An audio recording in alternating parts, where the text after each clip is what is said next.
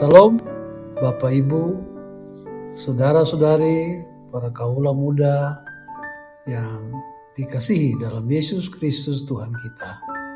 Saat ini saya bersama istri saya dan anak kami Baptiste Noel mengajak kita untuk mengikuti renungan harian yang dikeluarkan oleh Sinode Gereja Kristen Oikumene di Indonesia dengan berpedoman pada pola pembacaan 4M, yaitu menerima, merenungkan, melakukan, dan membagikan. Karena itu mari kita awali dengan doa. Mari kita bersatu di dalam doa.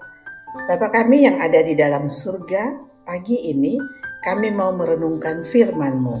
Tolong kami Bapa agar kami mengerti apa yang kami renungkan dan mampukan kami untuk melakukannya. Dalam nama Tuhan Yesus kami berdoa. Amin. Saudara-saudari, pembacaan firman Tuhan pada hari ini dalam tema jangan malas, bekerjalah. Terambil dari kitab suci Perjanjian Baru, yaitu surat Rasul Paulus kepada jemaat di Tesalonika yang kedua, pasal 3 ayat yang ke-6 yang akan kita dengarkan bersama. 2 Tesalonika 3 ayat 6. Tetapi kami berpesan kepadamu saudara-saudara dalam nama Tuhan Yesus Kristus, supaya kamu menjauhkan diri dari setiap saudara yang tidak melakukan pekerjaannya dan yang tidak menurut ajaran yang telah kamu terima dari kami. Dari bacaan Alkitab ini, ada beberapa pertanyaan yang ingin ditanyakan. Yang pertama, siapa yang memberi nasihat kepada jemaat di Tesalonika? Ya, dari referensi kita yaitu dari 2 Tesalonika pasal 1 ayat 1 ada 3 orang yang menyampaikan pesan atau nasihat kepada jemaat di Tesalonika yang ditulis oleh Rasul Paulus bersama-sama, yaitu dengan Silvanus dan juga Timotius. Jadi, apa isi pesan atau nasihat kepada jemaat di Tesalonika? Ya, ada 2 hal yang merupakan nasihat atau pesan yang disampaikan kepada jemaat di Tesalonika, yaitu berkaitan dengan menjauhkan diri.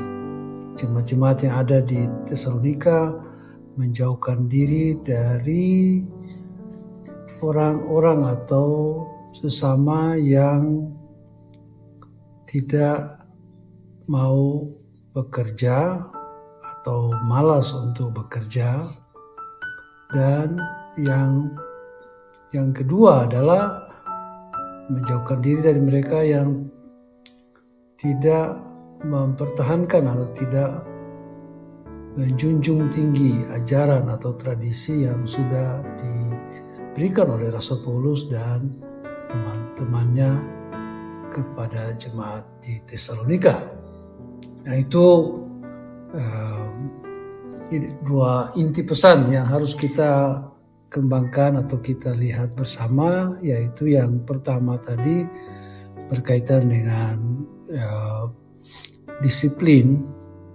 Jadi dalam gereja itu juga ada diterapkan disiplin, yaitu yang terbaca di ayat 6 ini, yaitu menjauhkan diri dari para pemalas yang tidak mau bekerja, agar kita tidak terkontaminasi, karena rupanya mereka ini mungkin saja menganggap bahwa Tuhan akan datang lebih cepat, jadi udah ngapain lagi harus bekerja. Tapi akhirnya mereka menjadi beban bagi jemaat juga. Ya, istilah yang umum adalah bahwa mereka menjadi parasit atau mereka menempel kepada sumber makan makanan ya, dan akhirnya mereka tidak bisa mandiri. Padahal kita ketahui bahwa Tuhan Allah ya memberi mandat kepada laki-laki untuk mengolah tanah yang diberikan kepadanya, tetapi rupanya mereka tidak menerima tanggung jawab itu. Mereka ya seperti tumbuhan parasit, seperti misalnya bunga anggrek yang kelihatan bagus, tetapi dia memperoleh makanan dari pohonnya di mana dia melekat pada pohon itu. Jadi orang mengagungkan akan keindahannya, tetapi dia justru mengalami keindahan itu bukan dari usahanya, tetapi dari orang lain, ya, dari sumber yang lain atau objek yang lain. Nah, kita berharap bahwa ya sebagai anak Tuhan Yesus Kristus, ya sebagai orang Kristen, kita tidak menjadi semacam parasit di dalam dunia ini, tetapi mari kita bekerja keras. Kita menerima tanggung jawab dari Tuhan untuk kita kelola ya segala sesuatu yang menjadi kemampuan atau skill yang Tuhan berikan kepada kita untuk menghasilkan sesuatu bagi kehidupan kita. Dan yang kedua yang perlu kita lihat sini yaitu menjauh dari mereka yang tidak mempertahankan ajaran. Dalam istilah lain yaitu mereka ini tidak mempertahankan tradisi yang sudah berlaku di dalam jemaat di Tesalonika. Mereka bikin aturan baru, mereka bikin pemikiran baru, mereka mengadopsi ajaran-ajaran yang lain. Nah, ini yang selalu menjadi masalah di dalam jemaat, dalam kehidupan setiap anak Tuhan. Kalau ada orang yang ya gampang sekali ya meninggalkan tradisi, karena itu mari kita melihat di dalam lingkungan gereja kita apa tradisi yang sudah berlaku. Mari kita pertahankan itu, kita menjaga itu, ya kita menerima sungguh-sungguh, kita mengembangkan sungguh-sungguh tradisi itu menjadi berkat bagi kehidupan kita dan bagi sesama. Sebab kalau tidak, kita gampang untuk menerima ya ajaran lain atau tradisi lain, kita bawa ke dalam gereja kita, kemudian kita memecah belah umat yang ada, kita membuat kelompok-kelompok, kita menganggap kita paling benar, aturan-aturan yang sudah baku kita langgar, kita anggap kita yang paling benar, semuanya harus ikut kita. Nah, itu yang menjadi bahaya di situ. Sehingga Rasul Paulus meminta agar orang-orang seperti itu harus dijauhkan. Jadi karena itu kita belajar pagi ini, hari ini tanggal 14 November 2022, kita percaya bahwa Tuhan akan menggerakkan kita terus untuk selalu bekerja, tidak malas.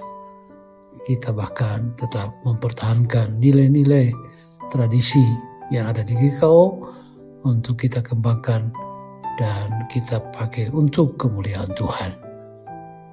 Maka biarlah firman Tuhan ini, nasihat-nasihat ini kita bagikan kepada orang lain menjadi berkat dalam perjalanan iman mereka juga, sehingga nama Tuhan diagungkan. Mari kita berdoa. Bapa di sorga, kami bersyukur karena Tuhan sangat baik bagi kami. Tuhan selalu pakai sesama kami untuk mengingatkan kami agar hidup dengan teratur, hidup dengan rajin, hidup mengikuti aturan atau tradisi yang berlaku, sehingga tidak ada sandungan yang muncul, tetapi sebaliknya semua itu membangun sesama kami menjadi berkat bagi banyak orang. Tolong kami Bapa, setiap pribadi untuk memulai hari yang baru ini di hari Senin ini, agar kami sungguh-sungguh melihat kemurahan Tuhan dalam hidup kami tetap ada di dalam naungan kasih-Mu. Bimbing kami, berkati kami semua, setiap orang yang mendengarkan firman Tuhan dan yang merenungkan firman Tuhan, karena apapun yang diperbuat pasti berhasil. Dalam nama Tuhan Yesus, nolong kami setia, kami menyerahkan doa ini. Amin.